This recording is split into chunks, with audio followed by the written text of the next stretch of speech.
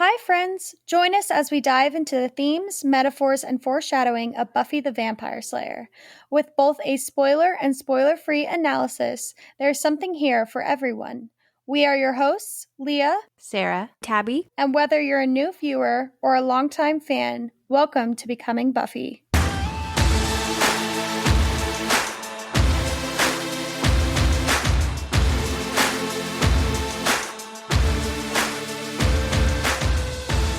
Hello, friends, and welcome back to Becoming Buffy.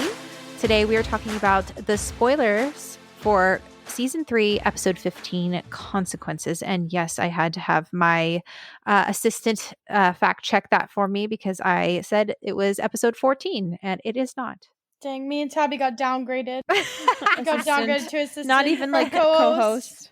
I should have said my producer made you sound so much more cool and epic. And Tabby's like, my co-producer. Ghostwriter. We are all those things. We are the editors, the producers, the writers. Anyway, we are talking about consequences today. And I'm very excited because so much good stuff is happening. The episodes are starting to ramp up. And there's just a lot of foreshadowing and a lot of like themes that we see throughout the rest of the series that really kind of get started here. And it's just going to be really fun to talk about it all. I feel like this episode is literally just a commercial for Angel. Yeah, I was going to say that too. Like, even just like the way that Angel feels in this episode is very, it's very first season Angel. He's very like, no, it's very like show Angel. Like, he's very in the shadows, like observing, and then he like gathers his information, and like it's just the way it's. Sometimes it almost feels like it's shot through his perspective. Like, it's just very interesting. Yeah, no, I totally agree. I actually wrote that down too. It really feels like it's kind of a little bit of a teaser. And I know we said that about Anne. I know we said that about Amends, but this one feels more like the formula for what they're going to use for Angel. They even have like the quick flashes when they're examining the body, and you have Angel in the corner in the dark. Yep, and I it wrote feels that like down too. Detective Angel from the series. No, and you then know what flashes. it is? Anne is like the teaser trailer. And then you have, what was the next episode you said? Amends. Amends is like the actual trailer, like the real trailer. Like, oh, this is what it's going to look like. Blah, blah, blah. Okay. And then this one is like the pilot. Like, right. It's like the beginning, the like testing the waters. Yeah. Well, I remember we talked with Dee, and she was talking about how a lot of early season 1 of Angel was shot at the same time that they were shooting Buffy season 3, like the end of it. So I wouldn't be surprised if they were very much influenced by what was happening over there with the feel of this episode. But I mean, not just that, but we have the meetings of the core 3 members of Angel, at least, or I guess I should say the OG members of Angel. You have Wesley and Cordelia meeting up for the first time. You have Angel and Wesley's first interactions. It's just really, really fun. You also have a major Faith storyline going on right now, and Faith becomes a pretty big character in Angel. And I mean, not only does she become a big character, but I feel like Faith like continues and finishes her arc pretty much on, well, for the most part, finishes on Angel. And so it's like this is the beginning of her arc, and then it's kind of, we see the pretty much the big chunk that we miss out on Buffy is on Angel. And then she comes back and she gets that final little stretch in season 7. And I mean, Wesley, we don't even see him ever again. But like, you literally have like 4 of the characters that become huge on Angel in this episode. Like big key parts of this episode. Except for Cordelia, who's been sidelined this whole episode. Or this whole season. Seriously. And then on top of that, you also have Wesley kidnapping Faith and going behind everybody's backs in order to do something that he believes is right, which is so key. It's literally exactly, he does this, I think, 3 times. He does this right now, and then he does it a second time with Faith. Does he not? Well, it's played off that he is doing that. He ends up like double crossing the Watchers, or I think it's the Watchers Council, who are there to kidnap Faith. Yeah. I know, Tabby making fun of me. Every time I say something and there's a silence, I always get insecure. I'm like, frick, I said something wrong. And then the third one is when he steals Angel's baby. Right. Which my personal opinion is that he should have kicked him into the next dimension and left him there. Because I hate Connor with a fire passion. I was like, who are you talking about? I was like, Wesley? No, thank you. No, Connor should have been friggin' stayed in the hell dimension. Should have died there. Baby Connor was fine. Like, this isn't me hating on babies. Like, I'm just saying, like, he shouldn't have come back. Or just, like, shouldn't have anything at all. But, like, I'm fine with him being a baby and, like, being born in that whole plot line. But he just needed to die and stayed in. I mean, if you have compassion for Dawn, I feel like you should have compassion for Connor as well. Nah, it's not the same. It's not the same. Why is it not the same? Dawn wasn't trying to sleep with a full-grown man. Are you kidding me? Not to mention, maybe in the comics. Yeah. Well, no, she was legal at that point. But she did sleep with Xander, so that's what I'm saying. She was legal at that point. It's so much different. And not to mention, like, Dawn has her whiny moments for sure. Like, I'm not discrediting that. But I would argue by the time Dawn gets in season 6, she's not whiny anymore. Like, she really starts to grow up. She goes through a lot and, like, she kind of becomes more of her own. Yeah, she has whiny moments. She has whiny moments in season 6, but yeah, she's grown up. I guess, yes, but it's not like all the time. And even in season 5, it's like a lot of her whiny moments is like after she finds out she's the key. So then she's going all existentialist, which, like, understandable. I would be too. And then by season 5, Dawn is like a woman. You mean season 7? Like, but yes. Yeah, sorry, my bad. She's a woman. She's like, she thought she was going to be a potential, and then she ends up going the Watcher route and stuff, and I think that's so cool. Whereas, like, Connor's character just stays the same. Like, every scene he's in, he's so annoying and just, like, oh my gosh. And I'm not trying to be rude to the actor, but, like, that fool has the most punchable face in the show. Like, it's so bad. I'm not the actor. Poor it's Vincent. Just the character. Just, like, on the screen, how they do him, and they just do him so dirty. Like, oh, man. Maybe I have compassion for him somewhere in my heart, but I really don't see him and Dawn as the same at all. Well, when we get to season 4 of Angel on the podcast, we'll have to pull you over there, Leah, so you can come talk about Connor. Just for a hate episode? Just for a hate episode. I'm like, boo! Hate him! I don't think the character himself is awful. I think they just did him dirty with the writing, but that is a whole other topic. All right, so in the spoiler-free section, I was talking a lot about utilitarian arguments and even Kantian arguments that we've seen in the show in previous episodes, but I kind of wanted to quickly do like an overview of arguments that we will see in future episodes as well, because I think it's really interesting to look at that and go, oh, that's what they're trying to do there, and kind of see where the characters differ in their philosophies or whether they stay the same and are consistent in their thinking throughout the rest of the series. So we talked about, for utilitarian, Jenny's defense of Angel and innocence. And then in the Zeppo, there's a comparison between the already dead guys with bombs blowing up the school, and that's doing crime because it would result in loss of life as well as property, versus bombing the school in the season finale to destroy the mayor. And that's considered heroism because although it destroyed property, it saved lives. In the series of Angel, the valet's argument to Angel to choose his own life over Darla's, the ethical problems with raising the dead throughout the entirety of the series of Buffy, killing Dawn to save the universe from chaos and destruction. And Giles is actually more utilitarian in that argument when he's saying, hey, Buffy, you should kill Dawn because it's for the greater good. I think it's interesting that both Wesley and Giles have the same worldview. Yeah, nature versus nurture right there. They really, no, I really do think it is. I think that it's the idea of, like, even though they've taken being a Watcher both into their very different tactics than it is in the Watchers Council, I do really think that it's one thing that was ingrained with them, that it's like, no matter the cost, like, a single life is not worth the whole world. And I think that stems from the fact that the Watchers Council place value on all the other lives than the Slayer. So they say, oh, if you have to sacrifice your Slayer to save the world, you sacrifice the Slayer. Right. And we can see how that would be something that is important later on. I'm not going to say that that's always a wrong mindset and viewpoint. I think there is room for it, but it's really interesting because I think like we've talked about lies my parents told me. I think deep down, this Kantian versus utilitarian viewpoint is what separates Buffy from Giles. They both have an end goal, save the world, but how they get there is different. And that comes to a head in Lies My Parents Told Me. And even though I absolutely hate how they do that episode, it's still very smart because we've seen Buffy and Giles clash in little ways throughout the series. And that's for the first time where they like really butt heads. And it's just kind of interesting. Other examples would be letting Wesley die in order to capture Angelus and prevent future deaths that he will cause over on Angel. Jasmine's whole philosophy is world peace, worth, free will, and the lives of thousands. And then Doyle in City of in the pilot episode of Angel.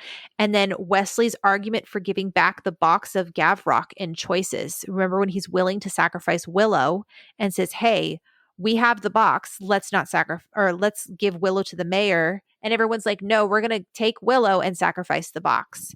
And then another huge example of this is Buffy's decision to kill Anyanka in Selfless, which I think is a really big one. Well, but I think it also points out the hypocrisy in Xander, because when Buffy had to kill Angel and like Xander was all, he's gonna kill everyone, blah blah blah blah blah. Like, you know what I mean? Like doing all this stuff, and he suddenly it was all about the world. It was all about the world and how, you know, you have to sacrifice the one person for the world. But then when like Anya literally of free will, free volition, murders a house full of boys. Right. Like he's all like, oh, you don't know what you're doing. Give her another chance. But I love her. Yeah. Yeah, but I love her. Blah, blah. It's like, man, shut up. Like, so hypocritical. Changes his whole worldview because he's the one going through it. Oh, sorry, guys. I was doing so good at not hating Xander for a while. Leah had a good nap today. I'm starting to wake up from my nap. I'm burning all my energy now, and then when I go to the gym, I'm going to be pooped. All right, so Kantian analysis of the show is, we talked about the sexism in Some Assembly Required, and then we talked about Buffy's argument about Alan's death and consequences, Buffy and Oz's argument versus Wesley's in Choices in Willow versus the Box of Gavrock, the Kantian arguments of Buffy's stabbing of Faith in Graduation, Angel's actions toward Darla in the trial. So a lot of these are contrasting what we've already talked about. Ampada would be a transgressor. We talked about this in the spoiler-free section, but Ampada, the frat members, Billy Fordham, and Professor Walsh, and the McNamara brothers. Gosh, that's hard to say. The McNamara brothers and the Watchers Council are people that all directly contrast Kantian viewpoints. This one was really interesting. So one of the examples they gave was neutered Spike, intentions versus actions. And remember how the whole thing about Kantian ethics is the idea that like if we judge people by their intentions, and so the whole thing is that, okay, there's Spike over there. We can't kill him because technically he's helpless, but his intentions are evil, and that's why his chip works. So then it becomes a bit of a conflict with Buffy's worldview, or is it a conflict with Buffy's worldview? If Buffy's like, no, I shouldn't kill him because he's innocent, yet technically his intentions are bad and are wrong. So it just makes for like a really interesting question, one that we'll talk about when we get to season 4 and 5, I'm sure. I would at least argue, though, that Buffy's outlook on the world has always been the same. It has always been like, you fight for the individual, and like sacrificing one person's life should only be the absolute last option. We see it with Angel. We even see it with Dawn. Like, we see it with Spike. Like, we see it with even characters she really not like hates but grows to hate. Because what was his name in season Lie to Me? What was the guy's name in Lie to Me? Ford. Like, we see that with Ford. Like, the logical thing would just be to let him die and just like kill him right away, but like she doesn't want to. Like, Buffy's thing is never, she's very opposite Giles, which is just like, oh, just kill him. Like, just kill him and it saves everyone's life. Even Ben, we see that with Ben. Yeah, I think this is how I view it. It's easy to think the way that Giles thinks when you're not the person having to make those actual decisions. It's easy for Giles to sit there and be like, well, the easy thing is just to kill Dawn, close the portal. Whereas Buffy has always tried really hard to maintain her humanity and her empathy. Because I think a part of her is scared that if she allows that darker side of being the Slayer to take over, then she's going to lose herself. And so I think, and that's just who Buffy is too. She's naturally very like sympathetic and thinks of other people rather than herself. But I think that, again, it's easy to look on the outside and be like, this is the objective point of view. Let's do that. But he's not the one having to kill Dawn. He's not the one having to actually drive out all these hard decisions. And even if he is, who's going to take the brunt of the repercussions and the pain? It's Buffy. So it makes sense, especially as a watcher too, having the mindset of a watcher too, but then also having a little bit of, I guess, a friction between two different people with power. And then as Buffy's getting older, his authority over her is becoming very thinned out. So it makes sense why he views that way. But I think that, like as Sarah said, the seeds are being planted every season and it's growing a little bit more and more. And then Lies My Parents Told Me comes and it's that episode is really hard to watch. I disagree a little bit in the sense that, it's easy for Giles to say one thing when he doesn't actually have to do anything, because I think the whole point of Ben's death is to show that Giles would have killed Dawn if he had to. I think that... I don't think he would have. I think he would have. 100%. I think he would have too. Yeah. I don't think he could do it. I think the whole point is that he could. I feel like it was very clearly shown that if he thinks it benefits the world, he could. Yeah, Giles is very consistent. I also think it's fundamentally we forget that Giles is not as close to Dawn as he is to anyone else. Yeah, hence him leaving her in season 6. Exactly. Buffy is literally his kid. Buffy is really his kid. And then Willow and Xander are pretty much his niece and nephew. You know what I mean? Sure. You can tell he has very much a care for them, but we really don't see him caring like that for Dawn. Yeah. I just don't think he would. I think it's he kind of expects Buffy or the gang to do it. I don't think he could do it. I think it's pretty consistent that Giles is willing to get his hands dirty. I mean, he says she's not like us. She's a hero, you see. Giles recognizes that there's a part of his soul, I believe, that it has been changed and I guess corrupted, for the lack of a better term. From Igon? From Igon, from his past, from the it's been insinuated that there's things that Giles has had to do to get his hands dirty. We see how he attacks Ethan Rayne with almost no remorse when he's in Halloween, when he's beating him up and stuff, and that's the first time we see Ripper Giles. We're what the heck? He has a darkness to him that I wish the show had explored more, but we see he also has a switch. Yeah, he does. Which is which shows to me that it's so hidden in him that it's just something where it's it's a part of him. It's something that he can naturally switch on and off, especially since after we don't really see him coming out of that and being oh, that was really hard for me. We just see him coming out of it and just snapping back. Yeah. A lot of people say that Ethan Rayne is Giles is Ripper shadow side. Yeah. Just the whole thing of chaos, So I don't know. It's and I'm so excited to talk about the gift when we finally get to it, because there's so many things that it's just ooh, this is just juicy to talk about. But yeah, I don't even remember how we got on there, but I thought that was pretty interesting.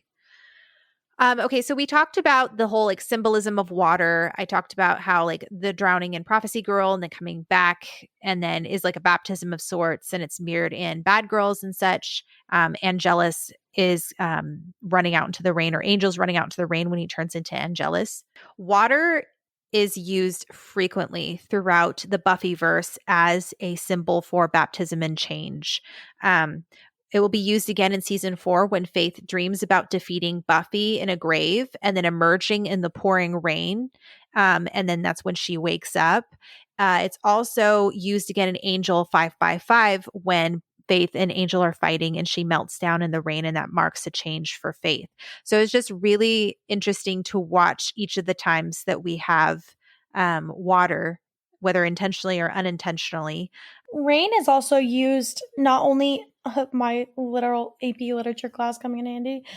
Rain is used a lot in novels and movies as like sometimes change, but it's usually just like it's supposed to set a mood for like sadness and stuff. I think, or a shift in the story. Yeah, I think in Frankenstein, I think there's a scene. People are gonna call me out so bad, but give me a little bit of break. I read this junior year in high school, but I'm pretty sure there's a scene where Frankenstein's monster is out in the rain, and he's staring into a window, and it's like supposed to represent like sadness and his like loneliness and being kind of like on the outside and all this stuff. I remember having to like psychoanalyze it and stuff. So give me grace if I'm completely wrong on that. But I know for a fact that there's other places that won't necessarily say character's sad, but they'll go into detail about the rain and like all that. And the rain is usually kind of supposed to be about what the character's inner turmoil is. Yeah, absolutely. I mean, we see this all the time in media. Whenever there's a fight, whenever there's anything like that, it's usually not a bright, beautiful, sunny day. Usually there's, a thunderstorm or something. Okay. So one of the last things we kind of talked about at the very beginning of the episode, but the whole scene, between Faith and Angel, when, we've talked about Angel's journey is a metaphor for addiction and stuff. And then I talked about how I felt like Buffy doesn't seem to fully understand what Faith is going through, and Angel kind of knows this. And I think this is why it's so significant when Buffy goes to kill Faith in graduation day. Why Faith tells Buffy that she's not ready to take a life and enemies, and yet by the time we get to graduation day, Buffy's at that place. She's ready. And I think that looking at what's happening in this episode, there's a major shift that happens in Buffy's thinking, not just towards Faith, but just in general. If by the time she gets to like, what is it? We're like 7 episodes away from graduation day part 2 and 6 episodes away from Buffy being like, all right, I'm going to go kill Faith. And I'm actually like, there's a part of Buffy that seems to almost relish the idea of killing Faith because she's so angry about her trying to shoot and kill Angel. And so it's just very interesting to watch Buffy fight so hard for Faith in this episode and be like, she wants to change, she can change, and then suddenly shift to that point. I mean, I will give Buffy the benefit of the doubt. It's not for lack of trying. Like, it is really not like a fast and quick switch. Like, Buffy really does fight for Faith. And I mean, even like after all this, and then when Faith comes back in season 4, like, yeah, Buffy hates her, but like, we still see Buffy fight. It's not really until everything with Riley that I feel like we really get that switch of her being like, I can't help you anymore. Well, I also feel like graduation part 1 is kind of, I view it as her getting to a place of being like, all right, I'm ready to kill Angelus from season 2. It's like she's been making mistakes, been kind of like killing people, and she's been like kind of like maybe like hoping for the best or yada yada yada. And then it's like as soon as she starts like posing a major threat, especially people around her, then she's like, I gotta put this girl down, Same thing with Angelus. It's like as soon as he killed like Jenny, it was like she was like gearing up to kill him by the end of season 2. And honestly, we'll talk about when we get there because it's pretty soon, but it's like it's kind of a gray area too because it's like she is human. Yeah, exactly. And it's like, was that okay to do? Very interesting. Right, which is why like this episode in Bad Girls is really impactful for what's going to happen at the end of the season, because it's like, should Buffy take a human life? Is that ever okay? Yeah. Then bam, right. Faith, who is a human, is gone dark. Is that something the police should be dealing with, or is it okay for Buffy to go and handle it? So it's very, very interesting. Yep. Okay, so then a couple more things. So Faith says, we don't need the law. We are the law. This echoes Buffy's words to Xander and Willow in Selfless. There's that episode again where she talks about killing Anya. I think she means it slightly differently than Faith does, though. I think Faith means it in the way that she's like, we don't need accountability, even if it means killing an innocent human.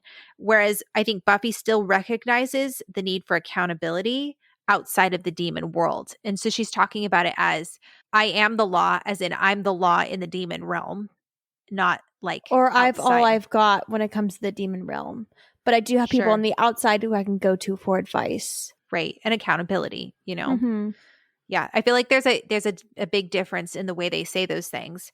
There's also parallels in this episode with, we've talked about dead things before, so not going to go into too much detail, but Spike saying, "There's my girl." At the same time, Faith is saying, "There's my girl," when Buffy punches her too. Both Spike and Faith are trying to draw out the darkness in Buffy, or trying to antagonize or affirming manipulate the dark her. side of her. Yeah, or trying to get a certain type of response out of her. So again, we mentioned this earlier on, just like, what is it, half an hour ago when we first started this episode. But do you guys think Buffy's philosophy and ethics changed over the course of the show, or do you think she stays consistent in how she handles herself? I will die on this hill, but Buffy stays consistent. I think from season 1, the only life she is willing to sacrifice is herself. Like an innocent life. The only life she's willing to sacrifice is herself. We see that in Prophecy Girl. We see that in The Gift. Like, Buffy continually puts only her life on the line. The only time she's willing to sacrifice a life is because that life is the one who has caused it. So Angel or Faith or Anya, or those are the only times she's willing to take a life, and it is purely because the damage that they're causing is just to them. It's not because it's to save the world and one life over the other. It's one life is causing all these issues. So how do you, we'll definitely get there, but just playing devil's advocate. So back to lies my parents told me, Buffy tells Giles that her answer would have changed from season 5, that she would have killed Dawn, or that she would kill Dawn if she needed to. She also tells Robin Wood that if he steps in her way, she will allow Spike to kill him. That feels like a empty threat, to be honest. Okay. I also hate that because it feels so out of character for her. I'm like, where in the world is this coming from? That makes no sense to me. I'm going to keep my thoughts to myself until we get to that episode, because I have a lot of feelings and stuff. But I'm really excited to talk about the episode, also dreading it a little bit, just because I feel like it's a clash of a lot of different ideologies and stuff. But yeah. So I don't know. I'm curious. As of where I stand right now, I see Buffy as being consistent and living consistently. But I'm excited to see if my views change at all as we cover the series, because I feel like I've already learned so much, even just like walking through the episodes and like really examining them. I feel like I've even changed some of my viewpoints that I've held for the entirety of the show. And I'm like, oh my goodness. Oh, well, I was thinking that the other day. I was like, I feel like people are going to be listening to my view in the very beginning of our podcast on like Buffy, and it was like, I was very indifferent. And then like a season ago, I was like, oh, he hates Buffy. And then the past couple months, I'm like, you know what? I don't love Buffy, don't like them. Season 7, I don't mind the idea of them. I hate the direction of where they went with just Buffy in general and Spike's screen time. So, or just in general with like different like ideas. I kept thinking about that. I was like, people are gonna get so confused, because I feel like I constantly like having to break down the series is like having to call into question every theory I've ever had. Sure. Because then you look in like, you have to look like really deeply into what the writers are saying, what the actors are doing with their characters, what the story is telling me, And so I'm like, I don't know if this is necessarily what I have always thought it was. Yeah, right. Yeah, and it's going to be really exciting. I hesitate sometimes to be like, oh yeah, this is what I think about, season 6 and 7, because I'm like, my feelings might change on some things. I know it's been a while since I've seen 6 and 7, just because they're very hard to binge for me personally. But it'll be interesting and daunting to have to break through both of those. Yeah, we're going to be like completely flip-flop on everything, and people are going to be like so confused as they're listening through. I feel like I've stayed pretty consistent. You've only seen 6 and 7 like once. I mean, yeah. Season 5 Spike I actually hate more than season 6 and 7. That's an unpopular opinion, but no, I've actually heard that from quite a few people. Really? Yeah. They don't like it because they feel like things are a little bit more gray with him in season 5. That, and he's painted out for us to feel bad for him and to be like poor Spike in season 5 when he's creepy and violating. All right. So I don't want to end another podcast on Spike, but we have an email from Suzanne Bennett, and she wrote, it's kind of long, but it's so good. So hang in there. It's all about shame, empathy, and sympathy in consequences. So this is what she has to say. The main issue in the death of Alan is not that he was killed by Faith. We know this happens. We even see it in Ted. The issue is the response to his death. We see a very different response from Faith to what we see with Buffy and Ted. One took responsibility, one does not. Given Giles even establishes that this has happened before, it is interesting to me the methods undertaken by the Council compared with those taken by Buffy and Angel. The Watchers Council are supposed to be the authority on Slayer matters, institution, and tradition, yet they are brutal, don't look after their own, and we see them turn to violence. Their response to Faith is to capture her and attempt to take her by force to England for trial. Keeping in mind this happens after Helpless, it's understandable no one, viewers included, trusts them. Angel, who is the physical representation of what they are fighting, is the one supporting their frontline warriors. Buffy, Faith, and Giles. His empathetic response is what you might have expected from the Watchers Council in this case. Angel can understand Faith's position. He's lived with and had to address his own remorse, own responsibility, and own shame over his past actions and current feelings.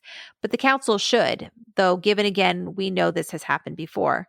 Research professor Bren Brown said of shame, "We desperately don't want to experience shame and we're not willing to talk about it. Yet the only way to resolve shame is to talk about it. Maybe we're afraid of topics like love and shame. Most of us like safety, certainty, and clarity." And then she contrasts Wesley with the Council. She says, Wesley and the Council display that unwillingness to talk about shame. Instead, they want that safety, certainty, and clarity that is impossible to get in this situation. Angel is only alive because of Giles, Xander, and Willow's help and the conversation with Buffy on the hill where he explored the shame he feels.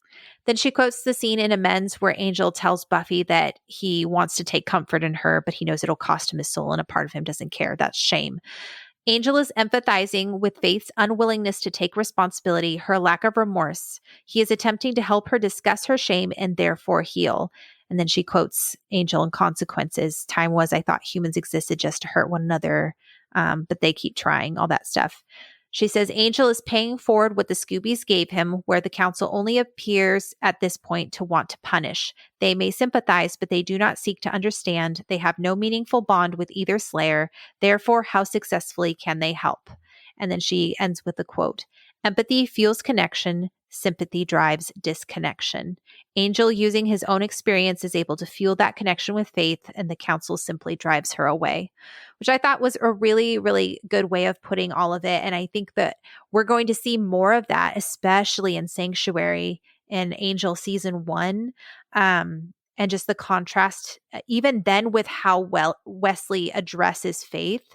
And I love, by the time we get to season 4, the way that Wesley and Faith's relationship evolves, and even the way that Faith is so willing to do whatever it takes to help Angel. I mean, Faith really becomes a beautiful character. Mm-hmm. Like, it's just like we see her fight, we see her struggle, we see her take responsibility, but she also always feels like Faith. Like, she just feels healthier or unhealthier, but she's always Faith. Yeah. Yep. It's going to be good. It's going to be so fun to like analyze and examine that journey all the way up to the end of season 7, where we kind of get to see a much more mature and healthy Faith. So, all right. Well, thanks, Suzanne, for sending that in. I always love hearing from you guys. And if you guys ever have any emails or thoughts that you want to send to us, definitely let us know. You guys can email us at becomingbuffypodcast@gmail.com. You guys can find us on Instagram, on TikTok, on Tumblr. We always love hearing from you. And we will see you guys next week.